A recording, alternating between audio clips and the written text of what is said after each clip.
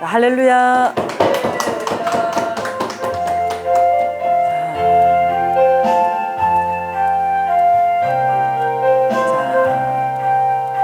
성령님 은혜 담비가 이렇게 촉촉히 내렸는데요. 여러분의 심령마다 성령님의 은혜 담비가 흡족히 내리기를 축복합니다. 자, 우리 누가복음 오늘 1장 73절 보겠습니다.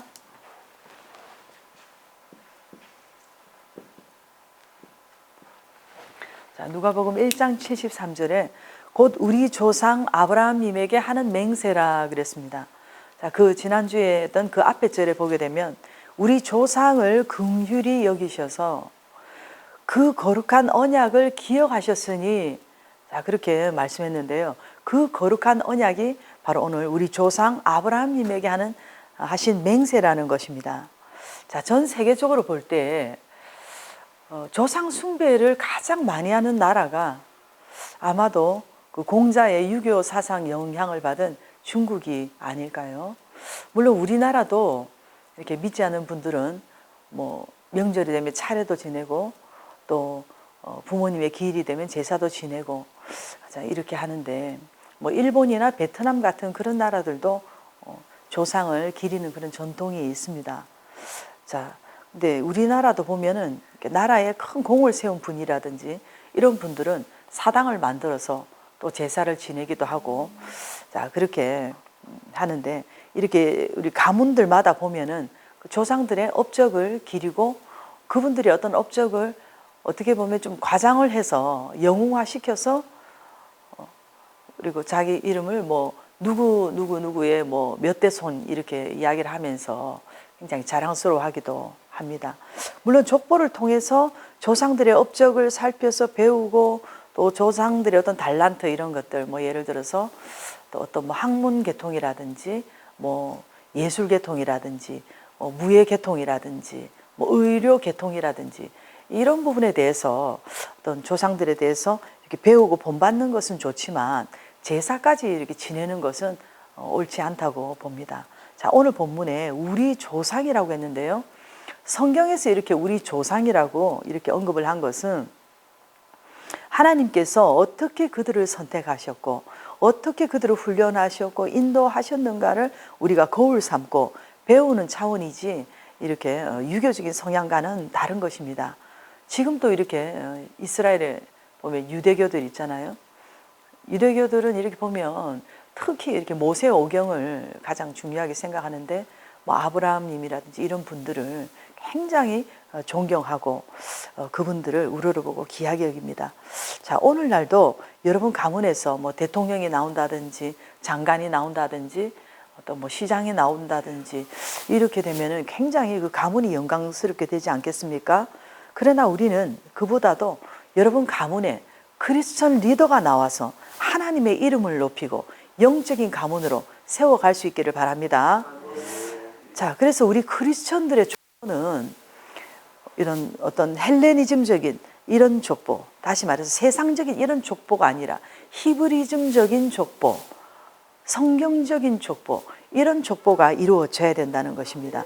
그래서 그런 성경적인 족보를 닮아가야 되고 또 여러분들이 그렇게 만들어 갈 수 있기를 바랍니다. 예를 들어서 뭐 우리 가문에 뭐 어떤 장로님이 뭐 건축을 많이 했다든지 또 우리 가문에 어떤 권사님이 구제를 많이 하셨다든지 또 어느 분이 뭐 선교를 많이 하셨다든지 뭐 전도를 많이 하셨다든지 이런 어떤 업적들을, 영적인 업적들을 기록에 남겨서 후대에 전하고 본이 되게 하는 것이 필요하다는 것입니다. 오늘 우리 조상 아브라함이라고 한 것은 아브라함님을 나타내려고 하는 것이 아니라 하나님의 은혜와 어떤 이런 역사심 속에서 어떻게 이렇게 믿음의 조상이 되고 언약의 조상이 되고 순종의 조상이 되고 어떻게 이렇게 복의 조상이 되었는가 하는 것을 이렇게 보면서 자랑스럽게 여기고 후대들이 보고 이제 배우게 하려는 것이죠. 자, 곧 우리 조상 아브라함님에게 하신 맹세라 그랬습니다. 오늘 본문에 이 맹세라는 말이 나옵니다. 이 맹세라는 것은 이 맹세 맹자에 또 맹세할 서, 그래서 맹세라고 이렇게 하는데요. 자, 구약 히브리에도 이래 보면 히브리어는 샤바라고 합니다. 자, 그런데 이 맹세라는 이 단어의 이 사전적인 용어를 보면 일정한 약속이나 목표를 꼭 실천하겠다고 다짐하는 것이라고 되어 있는데요. 이 구약에서 말하는 원어 이 샤바라는 뜻은 원래 의미는 완전하다인데,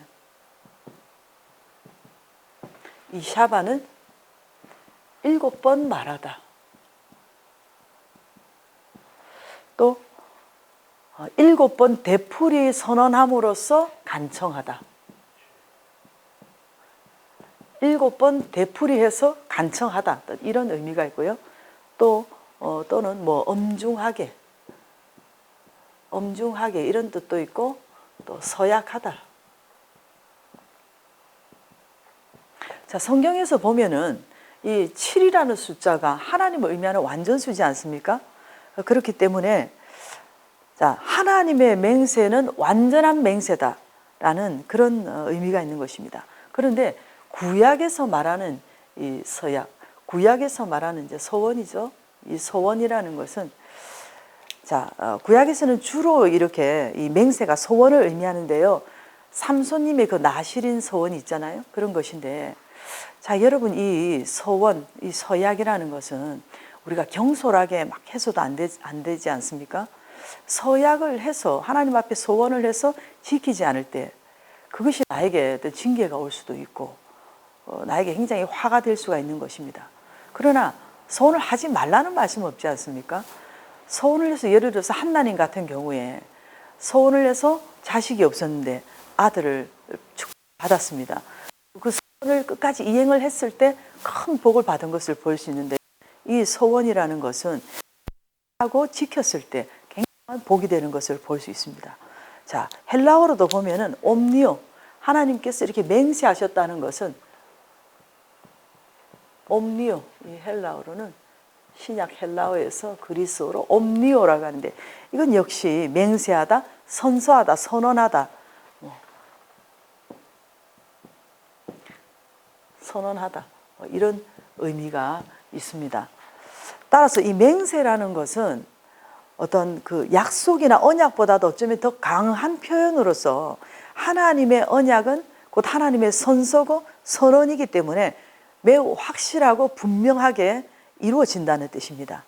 자, 그러므로 하나님께서 우리 조상 아브라함님에게 하신 맹세, 우리 조상 아브라함님에게 하신 맹세, 이 말씀은요, 창세기 22장 16절로 18절에 보게 되면은, 자, 내가 내게 복을 주고 내 씨가 크게 번성하여 하늘의 별과 같고 바닷가의 모래와 같게 하리니 내 씨가 그 대적의 성문을 차지하리라.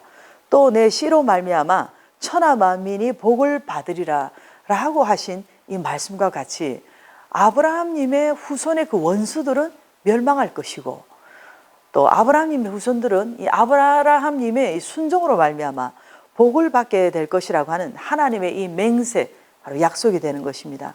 그런데 원수들로부터의 어떤 이 구원이 단지 이스라엘이 로마의 압제로부터 어떤 해방받는 그런 단순한 의미라기보다는